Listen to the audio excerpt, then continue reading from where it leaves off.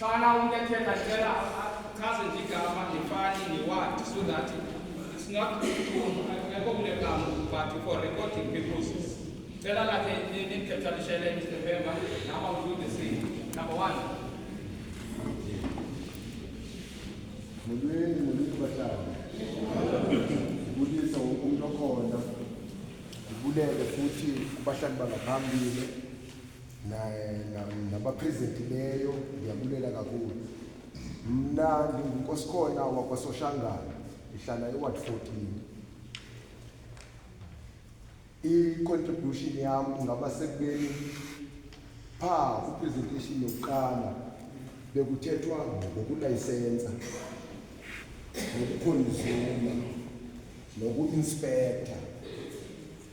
Sibe nengxaki singabahlali ngokukhala ngokudla okubolileyo okuthengiswa emashopini. Okudla kuthengiswa ngabantu abangakudliyo bonokudla. So singumphakathi sinabantu abafamayo bayalima njengami mina ngikudla ukudla ongalimiwanga yini. Ngiphuma kwi-Rastafari community. Siyalima, senza impahla, sinqoba izimpahla esizithungela zona, sizenzela zona zonke ezo zinto siyazenzela. So singumphakathi sihlangene apha njengoba nizosimitha nisithi nifuna siamande lo mthetho uku-addressa the disadvantaged communities from the past.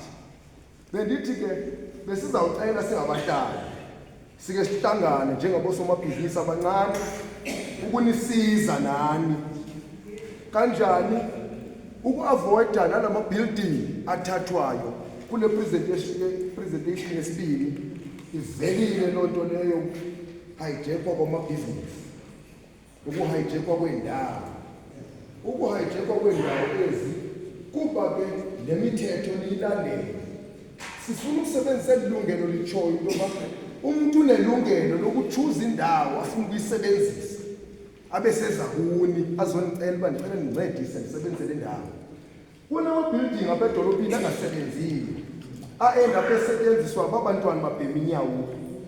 Bendizawucela into yoba nisiphe ilungelo sihlangane singumphakathi, abathungayo bazigruphe bebodwa abathungayo, abathengisayo nabalimayo nabafuyileyo sonke sizigruphe sibe ngamagruphu sibuye kuni nedocument esiza nayo.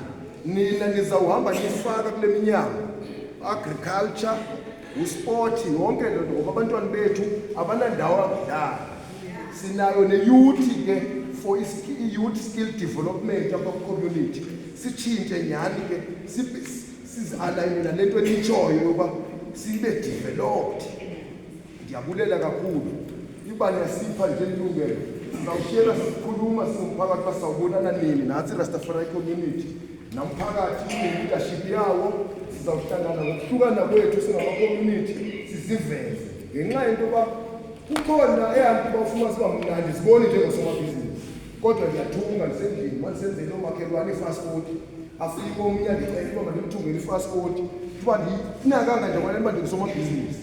So sifuna kangaba sihlangane sikhuthazane sinicele nani nisisapote ngemishini yokuthunga, ifunding, zonke lezo zinto ngoba anikwazi uku-adressa izidingo zethu without hearing those needs from us.